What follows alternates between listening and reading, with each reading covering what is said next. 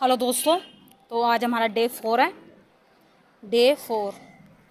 तो पहले प्रश्न देख लेते हैं। प्रश्न है, ये जो डे 4 है आपको नहीं पता तो ये हम पेपर 3 ठीक है, सिलेबस के अकॉर्डिंग करा रहे हैं। चलिए, जैसे जैसे मानव बस्तियां फैलती जा रही हैं और वन्य जीवों के आवासों पर अतिक्रमण हो रहा है, वैसे वैसे मनुष्यों और जंगली जानवरों के बीच संघर्ष बढ़ रहा है। मनुष्यों और वन्य जीवों के बीच सह अस्तित्व को बढ़ावा देने के उपाय सुझाइए 250 शब्दों में। ठीक है, 250 शब्दों में हम लोगों को सुझाव सुझाने हैं। तो देखिए दोस्तों, यहाँ पर आपको पहले दृष्टिकोण बनाना पड़ेगा। जैसे प्रश्न लिखा है मैंने, इस प्रश्न को तोड़ो आप। ठीक है, इस प्रश्न को तोड़ो और ये जो प्रश्न है पहले आप नोटबुक में लिख लो और इस प्रश्न को तोड़ो। और जब दृष्टिकोण बनाओगे तो आपको सबसे पहले क्या करना होगा, तो हम लोग एक बार जान लेते हैं। दृष्टिकोण में आपको समझना होगा क्या क्या आपको लिखना होगा। देखिए, मान जैसे कि आप सोच रहे हो ये कहाँ पर बनाएं, रफ कार मिलता है आपको, रफ वाला पेज मिलता है। तो आप जब पेपर दे जाओ तो कम से कम 1-2 मिनट में आप अपना पहले दृष्टिकोण बना लें, तब जाकर लिखना शुरू करें। ठीक है, तो देख लेते हैं। मानव वन्य जीव संघर्ष की गंभीरता पर प्रकाश डालते हुए परिच्छेद हैं। बढ़ते मानव पशु संघर्ष के लिए जिम्मेदार कारक बताइए। मानव पशु सह अस्तित्व के लिए उपाय सुझाइए। उचित निष्कर्ष पर आ जाइए। लास्ट में आपको फिर निष्कर्ष देना। ठीक है, तो परिचय में आपको किस तरीके से लिखना है दोस्तों, चलिए हम लोग देख लेते हैं एक बार। परिचय आपको किस प्रकार से स्टार्ट करना, देखिए, मानव बस्तियाँ और वन्य जीवों के बीच सामंजस्यपूर्ण संतुलन खतरे में है। भारत में 2022-23 के सरकारी आंकड़ों में 8,800 से अधिक जंगली जानवरों के हमले दर्ज किए गए हैं। यह बढ़ावा तनाव न केवल सार्वजनिक सुरक्षा को खतरे में डालता बल्कि असंख्य पशु प्रजातियों के अस्तित्व को भी खतरे में डालता है।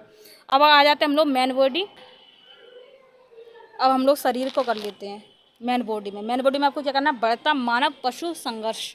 हेडिंग आपको इस तरीके से डालनी और लिखना है, इसमें पॉइंट वाइज लिखना है आपको, पॉइंट वाइज। ठीक है, आवास की हानियाँ और विखंडन। जैसे जैसे मानव बस्तियाँ फैलती जा रही हैं, प्राकृतिक आवास नष्ट हो रहे हैं या विखंडित हो रहे हैं, जिससे वन्य जीवों को भोजन, पानी और आश्रय की तलाश में मानव प्रधान क्षेत्रों में जाने के लिए मजबूर होना पड़ रहा है।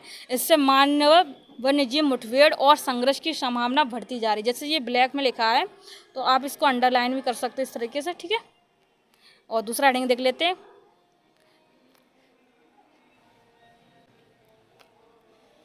Mumbai Ahmedabad high speed railway परियोजना के निर्माण से वन्यजीवों के आवासों के नष्ट होने तथा वन्यजीव गलियारों में व्यवधान उत्पन्न होने की चिंता उत्पन्न हो गई है, जिससे क्षेत्र में मानव पशु संघर्ष बढ़ने की संभावना है। क्षरण, जलवायु परिवर्तन और पर्यावरण क्षरण के कारण वन्य जीवों के आवासों में परिवर्तन हो रहा है तथा उनके प्राकृतिक व्यवहार और प्रवासन पैटर्न में बाधा उत्पन्न हो रही है, जिसके कारण वे संसाधनों की तलाश में मानव बसे हुए क्षेत्रों की ओर आ रहे हैं। दक्षिण अफ्रीकी देश जिम्बाब्वे में सूखे की स्थिति से बचने के लिए हाथी, वाइल्ड बीस्ट और जेब्रा हांगे नेशनल पार्क छोड़ रहे हैं। आगे देखते हैं। कृषि विस्तार और फसल पर आक्रमण। जैसे कृषि गतिविधियाँ, ये उदाहरण में आप दे सकते हैं। इसका ये जो मैंने ऊपर बताया था आप इसका इस तरह से उदाहरण दे सकते हैं। ठीक है, तो काफ़ी अच्छा इफेक्ट पड़ेगा आपका आंसर पर। ठीक है, आगे समझते हैं। कृषि विस्तार और फसल पर आक्रमण। जैसे जैसे कृषि विधियाँ वन्यजीव आवासों में फैलती हैं, जानवरों द्वारा फसल पर आक्रमण अधिक होता जाता है, जिसके परिणामस्वरूप किसानों की ओर से प्रतिशोध और वन्यजीवों के साथ संघर्ष होता है। असम जैसे भारत के पूर्वोत्तर राज्यों में चाय बागानों और कृषि गतिविधियों के विस्तार के कारण फसलों पर हाथियों के हमले की घटनाएं बढ़ गई हैं। और मानवीय दृष्टिकोण और जागरूकता की कमी। देखिए, कुछ मामलों में क्या है, वन्य जीवों के प्रति नकारात्मक दृष्टिकोण, उनके पारिस्थितिक महत्व के बारे में जागरूकता की कमी और उनके व्यवहार के बारे में गलत धारणाएं संघर्ष और जानवरों के खिलाफ जवाबी कार्रवाई में योगदान कर सकती हैं। ठीक है, मानव पशु सह अस्तित्व के उपाय। भूदृश्य स्तरीय योजना। पर्यावास गलियारे। महत्वपूर्ण पर्यावास गलियारे की स्थापना करना जो खंडित पर्यावासों को जोड़ते हैं, जिससे मानव बस्तियों के साथ संघर्ष के बिना वन्य जीवों के आवाजाही संभव हो सके। शहरी नियोजन देख लेते हैं। वन्य जीव अनुकूलन शहर का निर्माण करने के लिए शहरी नियोजन में हरित स्थानीय और वन्य जीव गलियारों को एकीकृत करना है। मानव वन्यजीव संघर्ष को कम करना, इधर देख लेते हैं।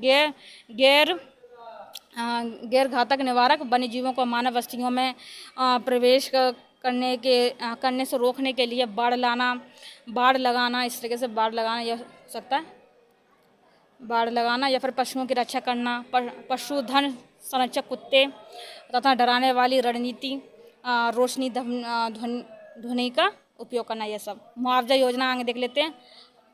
वन्य जीवों द्वारा पशुधन के शिकार या फसल की क्षति के लिए मुआवजा देने हेतु योजनाएं विकसित करें, जिससे वन्य जीवों के प्रति नाराजगी कम हो।